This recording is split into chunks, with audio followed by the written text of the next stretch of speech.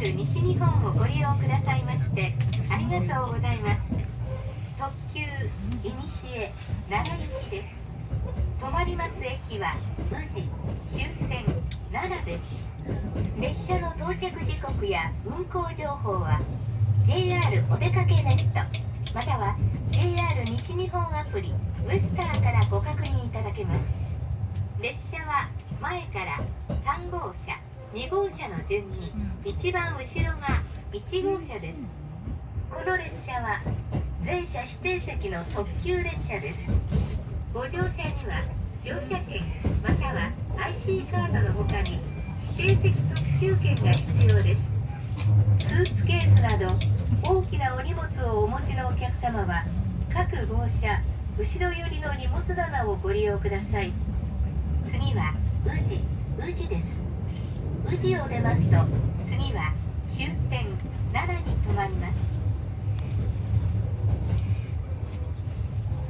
Thank you for using JR West. This is the Initiate Limited Express bound for Nara.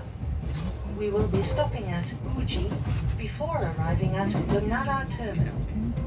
For arrival times and train status information, please check the JR West website.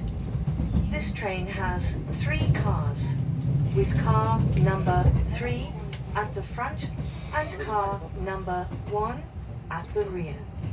All seats on this train are reserved seats. To board this train, you need a reserved seat limited express ticket in addition to your basic fare ticket. For large luggage, please use the luggage racks located near the rear of each car. The next stop is Uji. Station number D9. Please exit on the right. After leaving Uji, we will be stopping at Nara.